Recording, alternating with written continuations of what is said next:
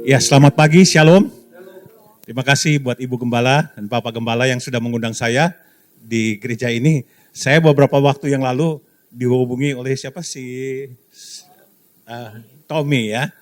Yang katanya untuk menyampaikan tema tentang Kristen progresif. Wah, saya bilang ini berat juga nih Kristen progresif karena memang ya kita lihat akhir-akhir ini itu banyak sekali kita lihat di sosial media itu berbicara tentang Kristen progresif. Dan kita tidak bisa ingkari di akhir zaman ini banyak sekali ajaran-ajaran yang bisa menggoncangkan kita kalau kita tidak tahu kebenaran. Ya, di pagi hari ini saya akan berbicara tentang Kristen progresif. Ya, dan di sosial media ini beberapa bulan ini memang menjadi suatu topik yang luar biasa. Bahkan beberapa hamba Tuhan juga mengcounter. Ya. Dan yang penting adalah di sini bagaimana kita tahu kebenaran firman Tuhan tentang kebenaran Kristus itu sendiri. Ya, berbicara tentang Kristen progresif ini, ya, kita akan baca dulu di ayat Efesus 4 ayat 11 sampai 16. Apakah ini sudah sesuai dengan Alkitab? Ya, bisa dibuka ayatnya. Itu Kristen progresif itu sudah dipopulerkan oleh namanya Brian ya. Itu dia seorang YouTuber, TikTokers, ya bahkan beberapa minggu yang lalu dia menyatakan mengundurkan diri dari pelayanan karena dia banyak ditentang dari berbagai macam gereja sehingga menimbulkan kegoncangan ya, dan dia bilang lebih baik dia mundur ya. Nah, berbicara tentang Kristen progresif, apakah ini sudah sesuai dengan Alkitab? Kita baca di dalam tadi firman Tuhan. Dan dialah yang memberikan baik rasul-rasul maupun nabi-nabi, baik pemberita-pemberita Injil maupun gembala-gembala dan pengajar-pengajar. Ayat 12, untuk memperlengkapi orang-orang kudus bagi pekerjaan pelayanan bagi pembangunan tubuh Kristus. 13, sampai kita semua telah mencapai kesatuan iman dan pengetahuan yang benar tentang anak Allah, kedewasaan penuh dan tingkat pertumbuhan yang sesuai dengan kepenuhan Kristus. Ini berbicara tentang kedewasaan. Jadi biarlah kita boleh menjadi anak-anak Tuhan, jemaat yang dewasa ya. Sehingga kita bukan lagi anak-anak yang diombang-ambingkan oleh rupa-rupa angin pengajaran, oleh permainan palsu manusia dalam kelicikan mereka yang menyesatkan. 15, tetapi dengan teguh berpegang kepada kebenaran di dalam kasih kita, bertumbuh di dalam segala hal ke arah Dia Kristus yang adalah kepala. Ayat 16, daripadanya lah seluruh tubuh yang rapi tersusun dan diikat menjadi satu oleh pelayanan semua bagiannya, sesuai dengan kadar pekerjaan tiap-tiap anggota menerima pertumbuhannya dan membangun dirinya dalam kasih. 17, sebab itu kukatakan dan kutegaskan ini kepadamu dalam Tuhan, jangan hidup lagi seperti orang-orang yang tidak mengenal Allah dengan pikiran yang sia-sia. 18, dan pengertiannya yang gelap jauh dari hidup persekutuan dengan Allah karena kebodohan yang ada di dalam mereka dan karena kedegilan hati mereka. 19, perasaan mereka telah tumpul sehingga mereka menyerahkan diri kepada hawa nafsu dan mengerjakan dengan serakah segala macam kebenaran. Tetapi bukan 20, tapi kamu bukanlah demikian. Kamu telah belajar mengenal Kristus. Sampai sini aja dulu ya. Kita yang sudah mengenal Kristus ya, Tuhan mau kita semakin teguh, semakin dewasa. Kalau kita lihat akhir zaman ini banyak pengajaran-pengajaran ya, atau ada yang namanya yang dari Korea juga, si Shonji apa ya. Itu dari Korea yang menyatakan dia adalah reinkarnasi dari Yesus ya. Nah, ini kita harus hati-hati. Banyak pengajaran-pengajaran dan banyak masuk ke anak-anak muda. Nah, ini juga yang Kristen progresif ini kita lihat sekarang ini banyak masuk ke kalangan anak-anak muda ya, yang kalau kita mungkin yang sudah biasa di gereja ya, itu kita sudah mendengar tentang keselamatan, bicara tentang firman Tuhan, itu agak susah. Tapi anak-anak muda itu lebih banyak pakai nalar, banyak pakai logika. Nah, kita akan kupas pagi hari ini apa yang sebetulnya dengan Kristen progresif. Slide berikutnya. Ya, Progressive Christianity adalah suatu teologi liberal di dalam postmodernism. Tokohnya adalah kalau kita baca ya itu Roger Wolsey, Richard Roll dan lain-lain. Ya, ciri khasnya mereka adalah relativisme. Yang benar menurut Anda belum benar menurut kita, ya menurut saya. Teologi liberal ini menekankan supremasi akal. Ya, misalkan 5 roti dan 2 ikan. Yesus jalan di atas air. Mereka nggak percaya mujizat. Mereka bilang itu mujizat 5 roti dan 2 roti itu sebetulnya karena bangsa Israel ini orang pelit gitu ya. Mereka pada waktu acara Yesus 5.000 orang Tuhan dia beri makan, itu biasanya orang Yahudi itu membawa bekal. Tapi pada waktu itu ada anak kecil ya yang menyerahkan bekalnya sehingga mereka tergerak. Akhirnya orang-orang Yahudi yang terkenal pelit itu ya memberikan makanannya sehingga terkumpul 5.000 dan sisa 12 bakul ya. Dan inilah mereka pakai logika. Tidak mungkin lah mujizat itu ada. Ya, jadi banyak hal yang kontradiksi di ajaran Kristen progresif. Mereka lebih baik lebih pakai logika. Jadi mereka nggak percaya mujizat. Ya. Dan saya singkat dengan KP itu adalah Kristen progresif. Kelompok yang secara kritis mempertanyakan penafsiran tradisional atas Alkitab, menerima keberagaman manusia, termasuk orientasi LGBT. Ya kita lihat nih, ini Kristen progresif ini lebih menekankan kepada penafsiran logika. Dan mereka menerima keberagaman. Manusia, Tuhan menciptakan manusia itu semua baik. Ya. Padahal firman Tuhan mengatakan, Tuhan hanya menciptakan pria dan wanita. Tidak ada yang lain. Ya. Tuhan menciptakan pria dan wanita, kemudian mereka bersatu menjadi keluarga. Dan tidak dikatakan Adam menikah dengan siapa? Richard. Ya. Jadi nggak ada di Alkitab begitu. Adam dia dengan Hawa. Ya. Jadi dalam kitab Tuhan menciptakan manusia hanya pria dan wanita, tidak ada abu-abu. Ya, sehingga ini yang dipakai oleh Kristen progresif. Mereka menyatakan bahwa Tuhan menciptakan manusia itu baik. Jadi kalau ada LGBT, ya kita harus terima. Karena keberagaman itu harus terima. Nah, kita lihat banyak di gereja-gereja itu sekarang, khususnya di luar negeri, akhirnya mereka gereja-gereja ambil suara terbanyak. Siapa yang menentang, siapa yang ini, akhirnya terpecah. Gereja-gereja terpecah, dan sehingga kita lihat ada beberapa gereja menikahkan pasangan-pasangan yang sejenis. Ya, padahal Tuhan mau pernikahan itu adalah pernikahan yang sesuai dengan gambaran Allah ya, Adam dan Hawa. Dan kita lihat apa yang terjadi ya dengan LGBT ini, orientasi seks ya. Dan ini yang menjadi concern daripada Kristen progresif. Karena dia berprinsip bahwa Tuhan menciptakan semua makhluk itu baik ya. Sehingga mereka percaya juga teori evolusi, menekankan juga kepada orang-orang yang tertindas. Ya, jadi mereka lebih banyak menekankan kepada keadilan sosial. Ya, kelihatan baik. Mereka lebih menekankan pada perbuatan baik. Ya, tapi perbuatan baik itu tidak menyelamatkan. Ya, karena Yesus itu kenapa dia mau mati di kayu salib? Hanya di kayu salib berdarah-darah, itu semuanya karena untuk kita. Ya, tapi mereka beranggap bahwa Kristus itu hanyalah menjadi seorang yang baik aja, ya, menjadi contoh, menjadi teladan. Ya, tapi di sini kita lihat mereka percaya bahwa relativisme ini mereka menurut pakai logika ya. Berikutnya, ya kita lihat perbedaan ajaran Kristen progresif versus ajaran Alkitab. Ya, mereka tentang pandangan mereka tentang Yesus. Yang pertama, saya singkat KP yaitu Kristen progresif. Tidak menekankan kealahan Yesus, tapi melihat Yesus sebagai manusia teladan yang punya moral yang baik. Jadi mereka hanya melihat Yesus adalah manusia yang baik, ya, dan tidak menekankan kepada dia manusia Allah, manusia sejati yang telah menyelamatkan manusia.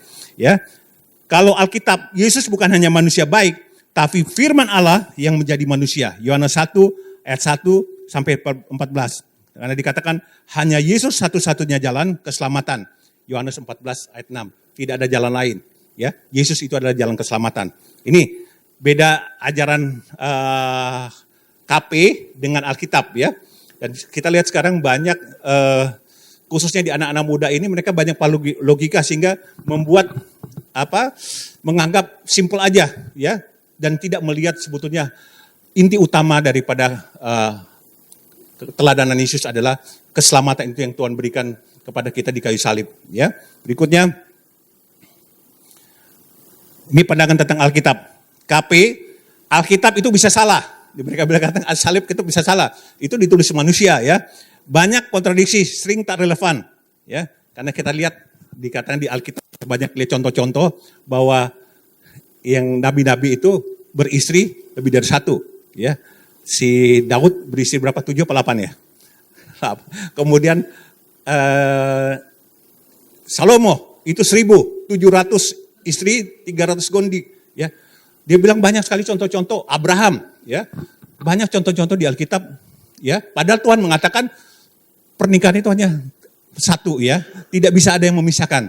Nah, mereka pakai ini. Padahal Alkitab itu sebetulnya bukan yang disampaikan di situ adalah bukan ajaran ya. Itu adalah Alkitab itu selalu berbicara tentang kejujuran ya. Jadi dia menceritakan tentang sejarah, kisah ya, kisah tentang Adam, kisah tentang Salomo, kisah dengan Daud, bagaimana mereka sebagai manusia bisa jatuh dalam dosa, tapi kalau karena kasih karunia Tuhan, mereka diselamatkan.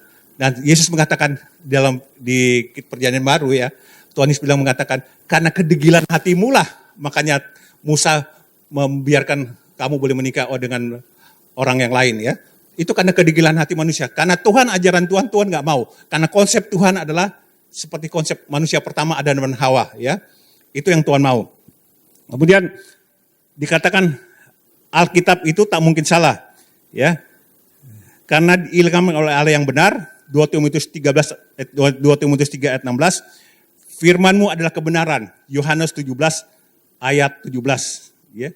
Pernikahan monogami, Yesus terima orang berdosa tetapi benci dosa.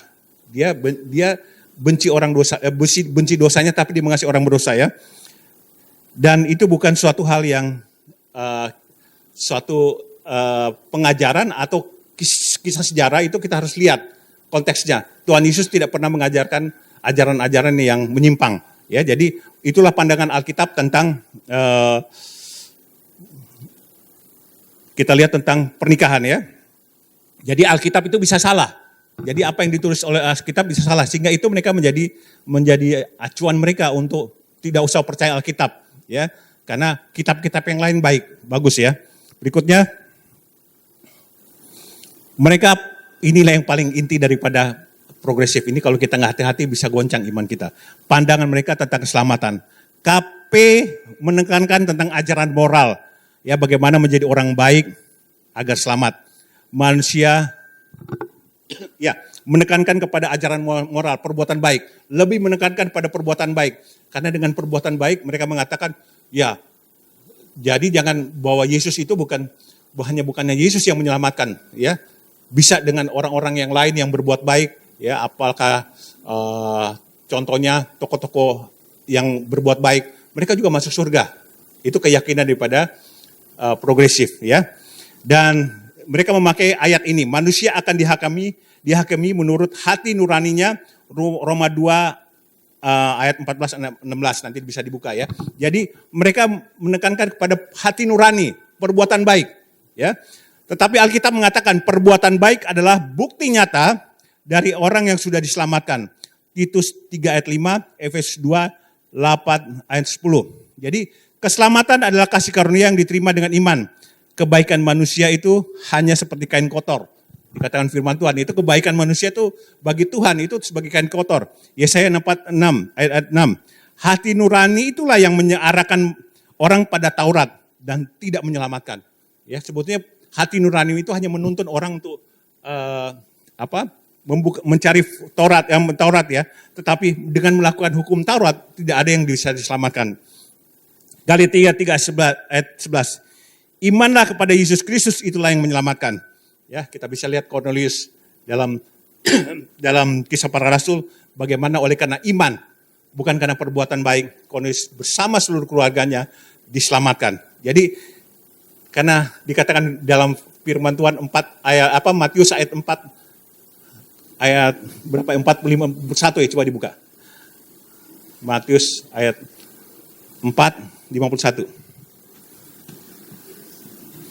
Ya.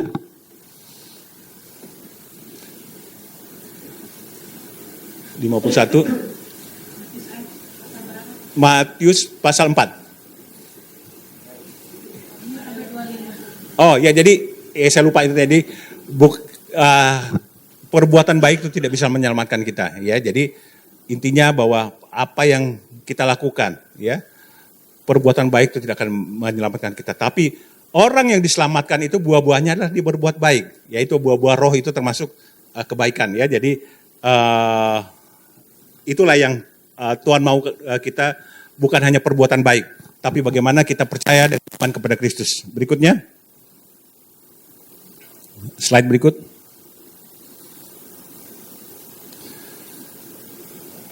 Oke. Jadi konsep Kristen progresif, ya.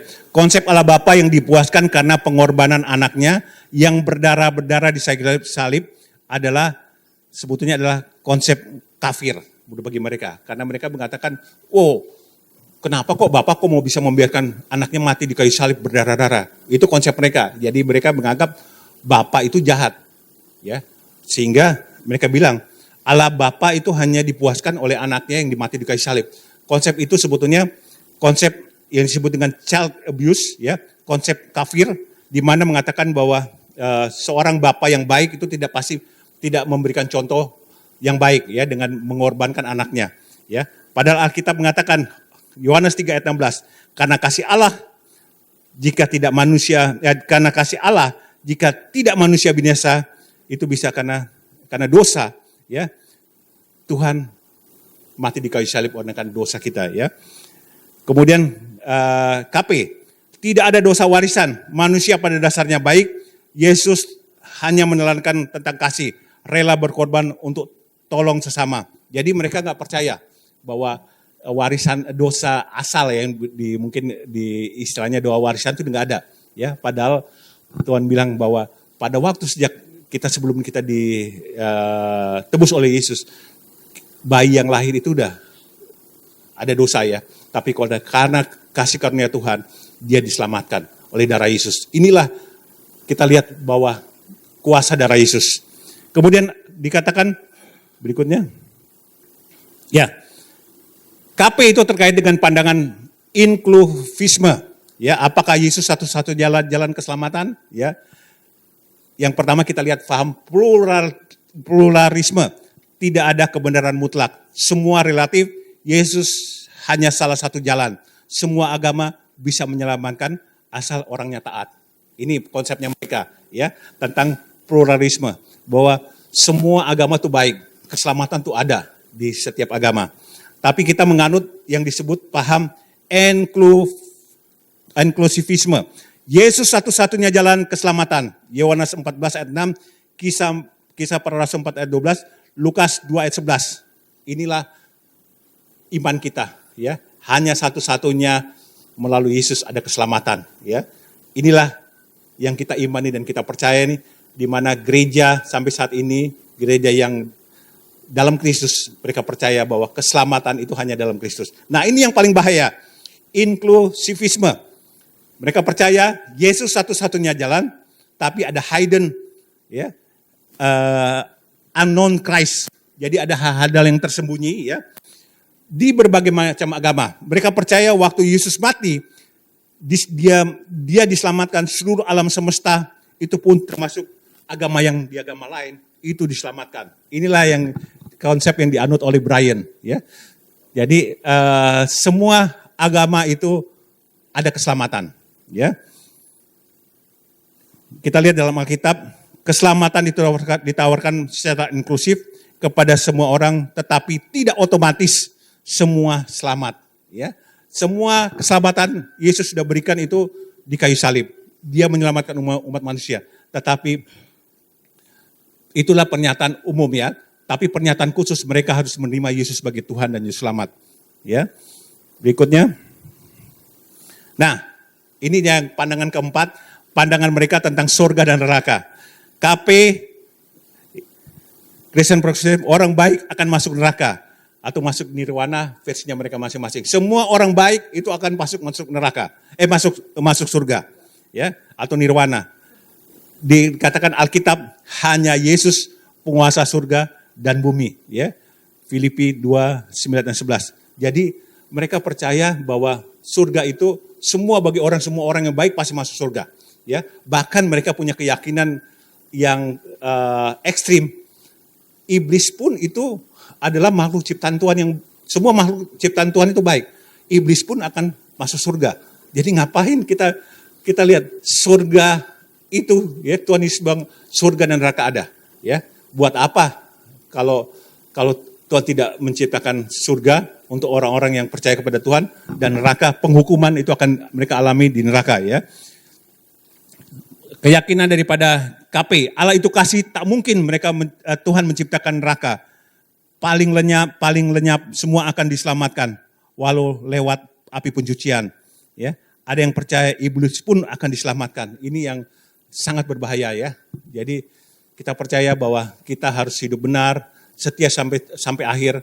Tuhan memanggil kita dan kita percaya penghakiman itu akan terjadi dan orang-orang percaya itu akan masuk, ya, ke rumah Bapa di surga.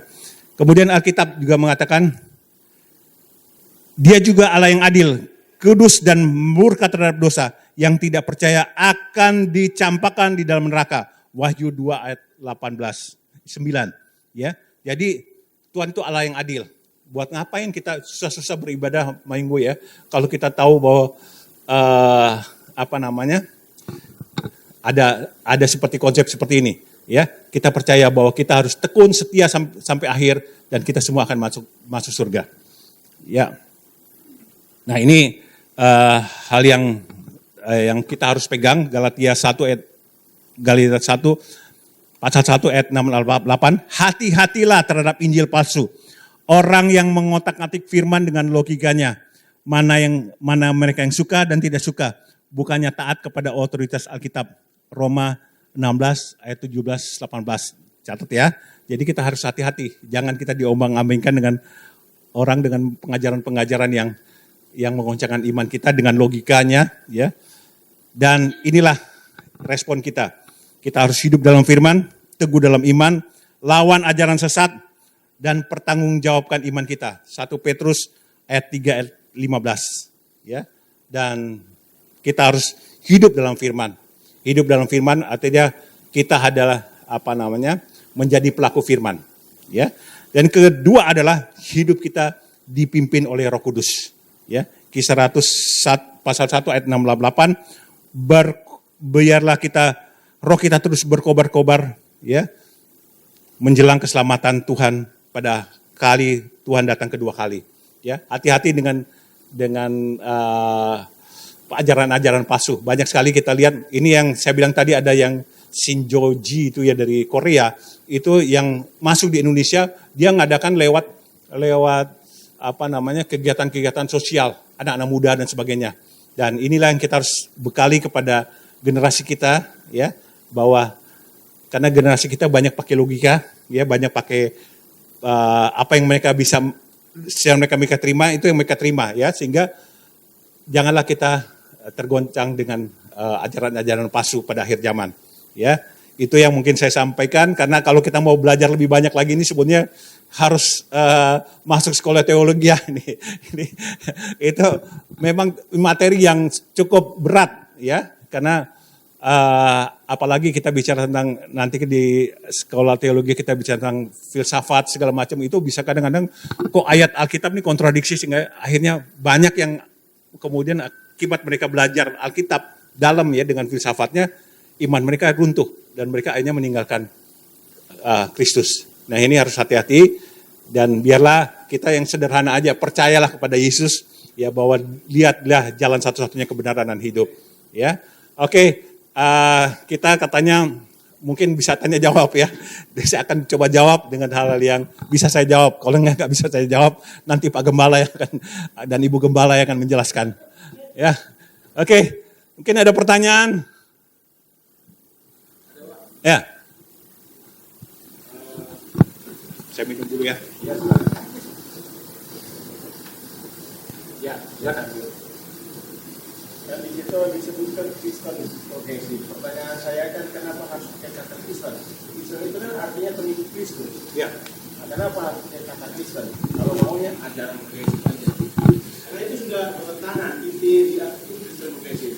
Kalau mau Kristen itu sama aja menghiburi kita. Kristen itu kan pengikut Kristus, Pak. Iya. Gimana? Iya, saya sebetulnya Christian progresif itu hanya istilah namanya. Sebetulnya ajaran ini sudah ada pada gereja awal ya. Gimana kita lihat banyak gereja-gereja yang mengistilahkan dengan istilahnya apa? Iya, enggak. Jadi bukan itu konsep. Jadi gereja-gereja yang istilahnya itu biar keren Pak. Jadi progresif itu suatu hal yang maju. Jadi gereja harus jangan terkotak dengan pemikiran atau ajaran yang tradisional. Padahal kita bahwa kebenaran itu adalah kebenaran yang hakiki, kebenaran yang prinsip. Ya, jadi kita harus pertahankan. Dan progresif itu mereka berpikir atau mereka berpendapat bahwa progresif itu kita Kristen harus mengikuti zaman. Ya, jangan berpikir sempit. Nah, padahal kebenaran itu yang kita bicara kebenaran itu nggak bisa kita dikatakan menyesuaikan dengan zaman. Sebetulnya kalau kita lihat reformasi itu sudah dilakukan di gereja, ya. Salah satu tokohnya adalah Martin Luther. Martin Luther adalah tokoh reformis, ya. Dia tokoh progresif. Progresif bagaimana dia menentang ajaran-ajaran yang menyimpang segala macam, dan dia banyak pemimpin-pemimpin kita yang dulu ya menjadi pemimpin-pemimpin yang progresif ya, reformasi. Tapi sekarang ini istilah progresif ini yang tadi saya bilang, karena mereka supaya khususnya anak-anak muda bisa menerima ya bahwa seperti pandangan mereka tentang LGBT ya, tentang hal ini yang prinsip ya, tentang keselamatan, ini yang harus kita tentang. Karena jangan sampai kita terpengaruh karena progresif ini kita berpikir yang progresif, suatu hal yang baru. Padahal sebetulnya firman Tuhan itu bicara tentang kebenaran, bukan hal yang baru ya. Kebenaran itu adalah apa yang dinyatakan, kebenaran adalah kebenaran. Ya, itu mungkin saya bisa jawab. Ya, ada lagi? Pak, menanggapi beberapa tentang KP ini ya, kita kan tidak tahu. Mungkin sudah masuk ke Indonesia. Oh, sudah masuk, Majak. Sudah masuk. Nah sekarang saya mau tanya, bagaimana gereja menyikapinya? Gereja di Indonesia menyikapinya. Ya, ini tentu gereja dalam hal ini yang penting adalah ya tentu dimulai dari gembalanya ya, harus bisa memonitor ya sampai ke bawah ya ajaran-ajaran yang menyimpang ya, sehingga kita perlu luruskan. Nggak perlu mereka kita jauhin, karena banyak juga yang ternyata ya teman-teman atau bukan teman-teman ya, ada orang-orang LGBT itu kemudian akhirnya di gereja mereka dipulihkan, dan mereka seperti ada yang sekarang jadi pendeta malah ya, karena dia pulihkan dia dari perempuan jadi laki, kemudian dibalik lagi ya, sekarang dia mengembalikan fungsinya sebagai pria. Dan Tuhan, gereja fungsinya adalah merangkul ya orang-orang yang terhilang ini supaya mereka kembali kepada kebenaran itu, kembali kepada Tuhan. Ya, kita jangan jauhin mereka, karena cuman kita harus berhati-hati kalau ada ajaran-ajaran palsu seperti itu. Nah, oleh karena itu tugas kita sebagai pemimpin-pemimpin gereja adalah memperhatikan ya, khususnya anak-anak muda ya, khususnya dimulai juga dari keluarga, karena keluarga adalah satu sel yang paling penting ya. Jangan sampai hal-hal itu masuk. Ya, seperti saya saksikan waktu itu ada teman saya juga aktivis di gereja. Ternyata baru dia tahu anaknya udah nikah. Ternyata anaknya yang nikah itu, anak yang laki itu dia punya kelainan, ya, dia homoseksual. Akhirnya pisah. Nah ini makanya kita harus hati-hati, karena keluarga lah adalah yang sebetulnya sel utama yang harus memperhatikan. Ya, gereja mungkin enggak ini, tapi dimulai daripada keluarga memperhatikan. Karena kenapa banyak terjadi di kalangan anak-anak muda? Karena kita lihat di dalam keluarga banyak anak-anak tidak diperhatikan, sehingga mereka mencari kebutuhan itu di luar, mencari jawaban itu di luar, dan sehingga terjadilah penyimpangan-penyimpangan. Ya, itu harus gereja melalui keluarga yang paling utama itu kita benahin. Ada lagi? Hah? Siapa? Udah. Iya, jadi memang tema ini adalah tema yang suatu hal yang berat sebetulnya ya. Cuman paling enggak kita tahu ajaran-ajaran KP ini, sehingga kita tidak masuk dalam jebakan daripada KP. Kemudian mereka juga lebih menekankan kepada kegiatan-kegiatan sosial, ya, memperhatikan keseimbangan sosial. Mereka bagus sekali sih melayani, memperhatikan memberikan bantuan, menyekolahkan anak dan segala macam. Cuman hati-hati jangan sampai ajaran itu masuk, ya. Oke, ya. Dan kalau nggak ada pertanyaan lagi di ini, Pak bisa C. Jadi ini lagu ini saya waktu sedang mempersiapkan firman Tuhan di kereta. Kemarin saya baru pulang dari Solo, ya, sampai malam. Kemudian tiba-tiba ada dorongan yang kuat luar biasa banget. Tuhan berikan satu lagu, ya. Apa ku datang sujud menyembah ditata kasih karuniamu. Tunggu. Ini sambil ngisi ya. Saya mesti lihat dulu. Ini ikutin saya, nggak usah pakai lagu dulu. Nanti ikutin. Udah tanpa musik. Bapa, ku datang lagi, sujud menyembahmu, ditata kasih karuniamu, ku bersyukur. Siapakah aku ini, Tuhan?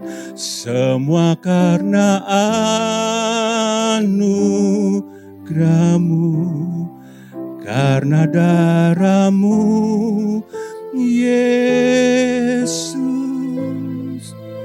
ku diselamatkan.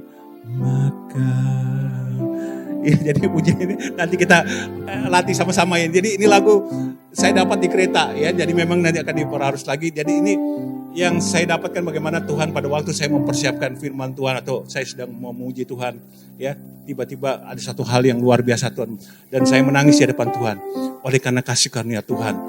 Ya, kita ditata kasih karunia Tuhan ya. Apa yang Tuhan berikan kepada kita, semua Tuhan sudah berikan. Dia mati di kayu salib. Apakah kita mau menyia-nyiakan hidup kita ini? Ya, Tuhan bilang bahwa kita ini adalah orang-orang yang dikasihi Tuhan. Bila kita tetap setia melayani Tuhan sampai Tuhan datang pada akhirnya, ya Tuhan dapatkan, berbahagialah hamba-hambaku yang setia. Haleluya. Saya undang worship leader